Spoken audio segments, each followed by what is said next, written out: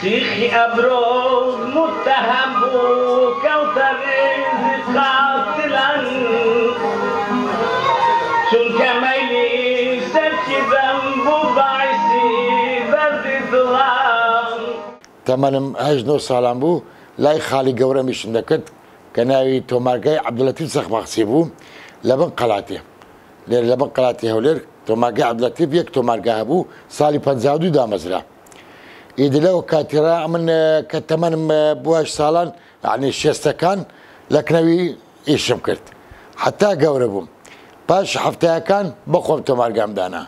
باش حتى يستبردوان بوم حتى يستدى تومارقامي ساعتي مسقل يا وليري اواش ارشفا كم عليه كون حوما كوخر ما كرتوا انا معايا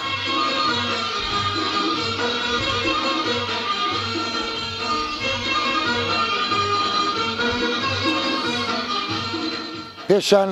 گۆرانی بێژانی هەولێر زۆر بە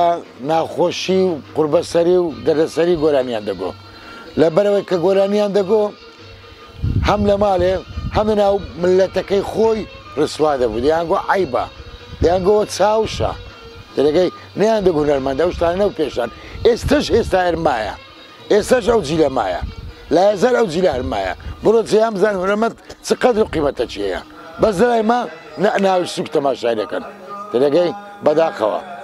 بەداخەوە زۆر گۆرانبێژ هەیە یەک لەوان کە گۆرانبێژی مشکۆی هەولێری گوتی زۆر بێتام لێیاندام زۆر بەتیان عەزەتیاندام بەست ئەمیان بەستاوە لە ماڵێ کە گۆرانی نەرم گوتکەریتیان پارە پوڵناکەی گوتیان بابە